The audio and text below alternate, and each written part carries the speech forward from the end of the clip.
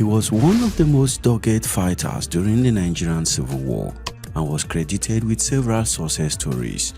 In January 1970, when the war ended, he was described by the international media as a one-man army himself and perhaps the greatest guerrilla leader of them all. Though doubts later emerged over the successes attributed to him, this video will dispel any doubt you may still hold about the exploit of Joseph Hannibal Achuzia, Biafra's most dogged and dreaded fighter. So, let's dive into the details. Welcome to this edition of Hispu Media. Gabriel here.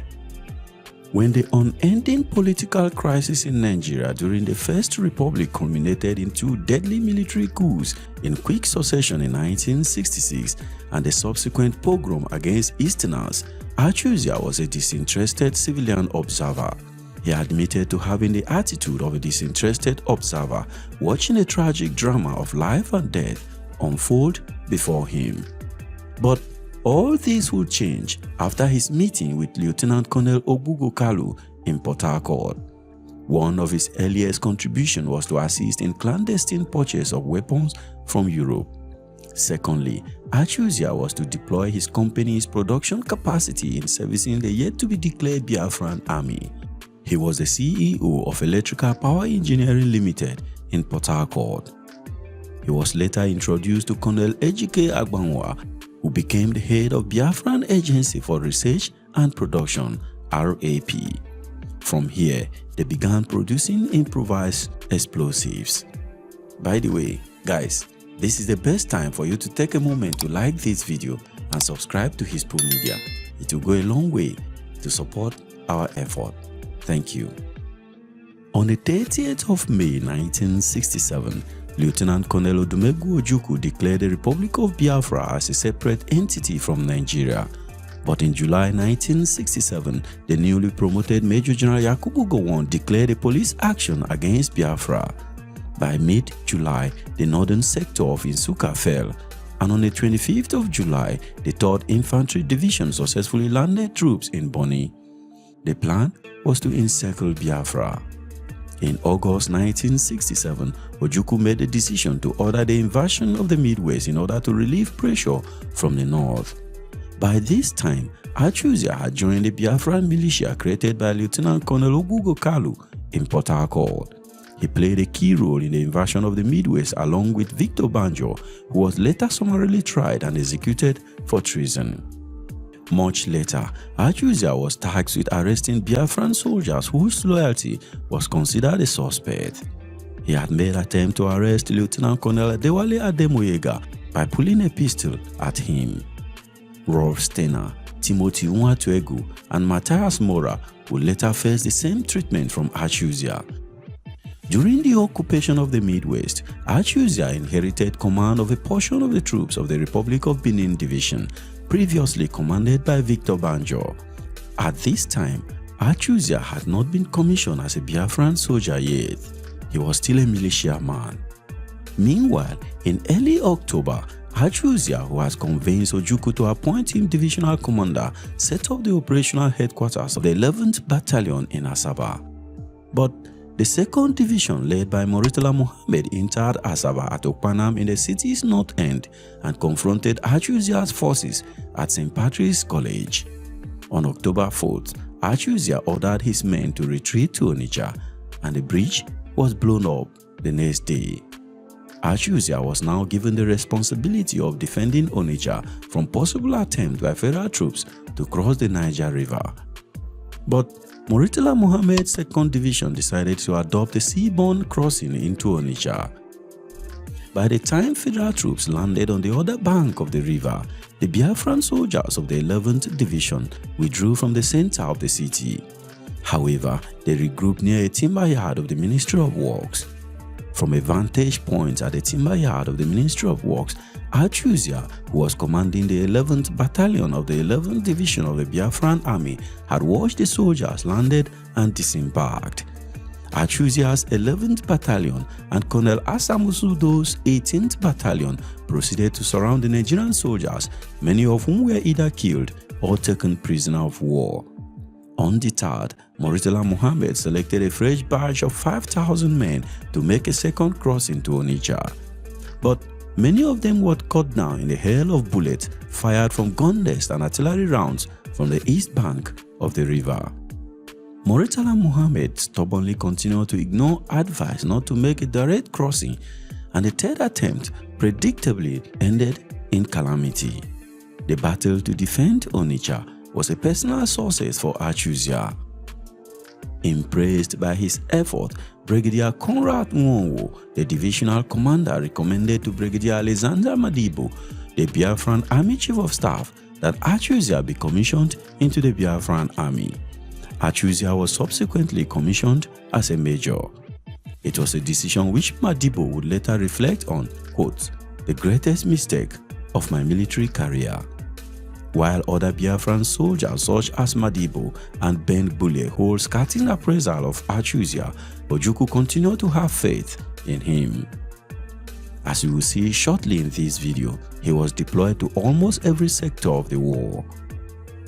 In January 1968, Achuzia was appointed the division's operations officer for the Biafran 11th Division. One effect of this appointment was to effectively subordinate Brigadier Nwonwo to him. And in a complete reversal of fortune, Nwonwo became Achuzia's chief of staff. Another effect was that it enabled Achuzia to report directly to Ojukwu, thus bypassing Nwonwo within the division and Madibo at army headquarters. In another success story, Achuzia was said to have initiated the idea of the Abagana ambush, which was successfully executed by Major Jonathan Uchendu. While disputant commanders such as Madibo claimed that Achuzia should not have taken the credit for the operation in Abagana. However, a number of evidences point to Achuzia as having conceived the operation, which was carried out by Major Uchendu, who of course came under his divisional control.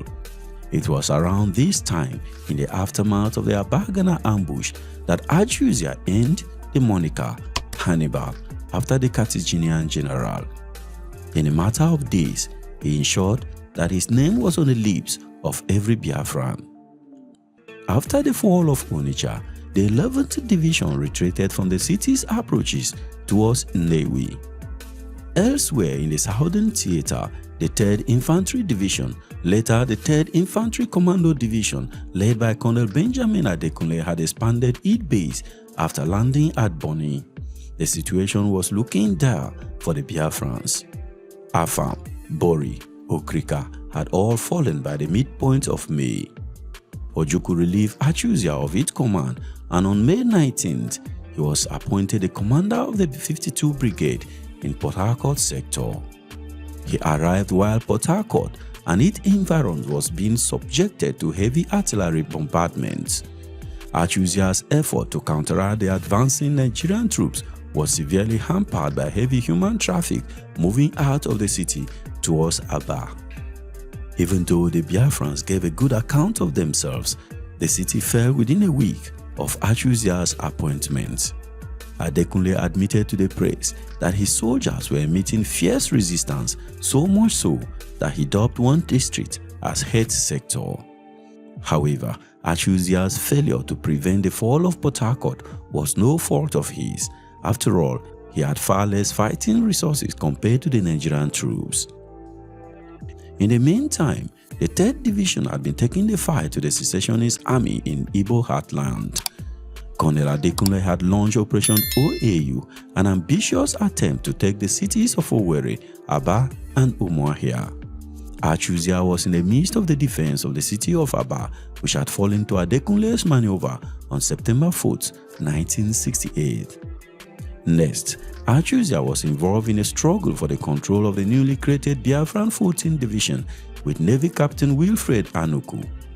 But he lost out to Colonel Ben Nwaje.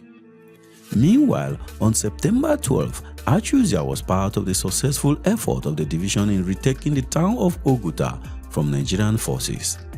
Later that month, as head of the 54th Commando Brigade, he was tasked with the responsibility of defending the Obilagu airstrip from the Jet 22 Battalion led by Major Abdullah Hisheleng. The airstrip was one of the most vital points of food and medical aid to Biafra. It was also a source of clandestine supply of arms and ammunition to the secessionist enclave. Achuzia's brigade prepared to meet the federal onslaught by establishing machine gun defense posts at various intervals between the front and the town's outskirts. But they were forced to retreat as the Nigerian artillery began to find the range. However, Achuzia ordered what was described as a last suicidal counterattack by a company-sized group of commandos, but it was to no avail. This last effort left about 50 of his men dead, while the federal side lost about 10 soldiers with 90 injured. His men retreated in great haste on the evening of September 27 as a Red Cross airplane circled helplessly before heading elsewhere. After the airstrip was captured, Lagos claimed that the war would be over in 3 weeks. But this was just a pipe dream. Soon after Okigwe was lost to the federal troops at the beginning of October, Ojukwu appointed Achuzia to take over command of the 13th Division. The division was previously commanded by Brigadier Nwonwu. His first act on assuming command was to change the name of the division to 15th Division on account of the superstitious belief in the ill luck of the number 13. However, Achuzia's skills as a commander could not surmount the constant issue of lack of materials faced by the Biafran army. This was in stark contrast to the federal troops who were equipped with saladins and ferrets accompanied by artillery shelling. Also, the average federal soldier went to battle with weapons such as the FN FAL battle rifle and the AK-47 and Kawiatri assault rifles, while the Biafrans had to rely on old bolt action rifles. Even the infusion of French-supplied weapons did not improve the quality of weaponry, as France sent World War II era guns captured from German and Italian forces. The Battle of Okigwe followed a peculiar pattern of Biafrans winning and then losing territory. Although he was fielding about 4,000 troops against about 12,000 to 14,000 federal soldiers, Achuzia exuded confidence and optimism when interviewed by international journalists at the front lines. He instilled fear and discipline among his troops, leading to the moniker Air Raid. But it was in such a state of panic that the final counterattack on Okigwe ended. In February 1969, Achuzia was appointed commander of a portion of the 8th Division. The mission was to reclaim Owerri, which the Federal 3rd Division had taken 8 months earlier. By now, the Biafrans had trapped the 16th Brigade of the 3rd Division, led by Lieutenant Colonel Edet Etug. On February 28th, the Biafrans completely encircled Owerri and cut supply route to Nigerian troops there. But it was not an easy battle for the Biafrans. Again, it all went down to superiority in weaponry. However, Achuzia succeeded in penetrating Owerri through the town of Egbu. But this advance was costly in terms of casualties. Consequent upon these losses, Nwatuegu reacted in fury. He believed that Achuzia's methods had caused the large loss of men. He confronted Achuzia in the presence of Madibo and demanded a return of the rest of his division. The confrontation became so heated that each man drew his pistol and threatened to shoot the other. But Madibo intervened and the matter was referred to Ojukwu. However, Ojukwu ruled in favor of Achuzia and gave him control of the whole division. Notwithstanding, after another disastrous outing, Nwatuegu was restored. In early April, Achuzia was in command of a force tasked with taking Ozuakoli, a rail junction town 8 miles north of Umuahia. This was the first step towards protecting the provisional capital, which was being threatened by Operation Leopard. Achuzia succeeded in retaking the town on Sunday, April 6, and was quick to inform the international press that he had smashed an entire federal brigade after a 5-day battle. On the 9th of May 1969, in a bid to spark his forces back to life, Gowon reshuffled the divisional commanders. Colonel Gibson Jallo took over from Colonel Ibrahim Haruna at the 2nd Division. Colonel Elia Bisala replaced Colonel Mohammed Shua at the 1st Division, and Colonel Benjamin Adekunle of the 3rd Division was replaced by Colonel Olusegun Obasanjo. In the meantime, Achuzia was based in Owerri, a town close to Nnewi, where he was in command of the Republic of Benin Division. His objective was to use his men to wage guerrilla warfare behind Nigerian lines in his home region of the Midwest.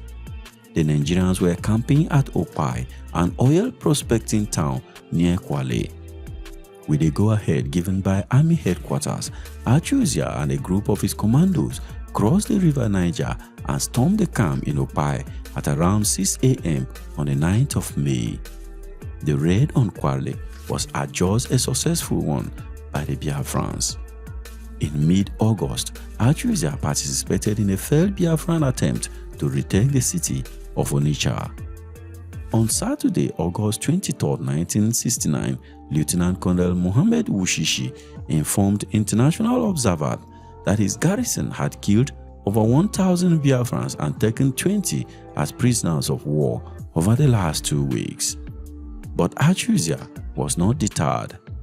As the year 1969 was drawing to a close, the prevailing view was that Biafra was on the verge of collapse.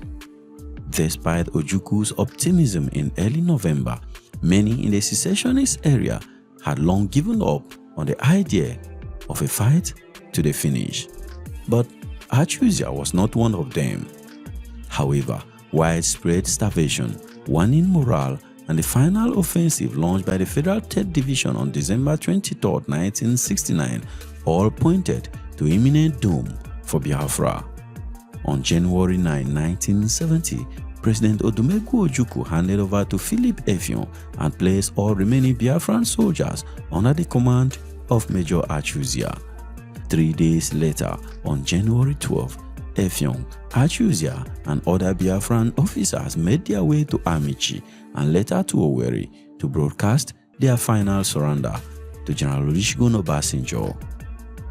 In the weeks that followed Biafra's capitulation, all surviving Biafran military officers, including Achuzia, were arrested. They would eventually appear before a constituted board of inquiry. However, in the spirit of Gowon's no victor, no vanquish policy, there were no court-martials and no executions. Although Achuzia was not a former Nigerian military officer, he was subjected to indefinite detention because of what was described as his sadistic behavior during the war. Achuzia would remain incarcerated at Kirikiri Maximum Security Prison until 1980.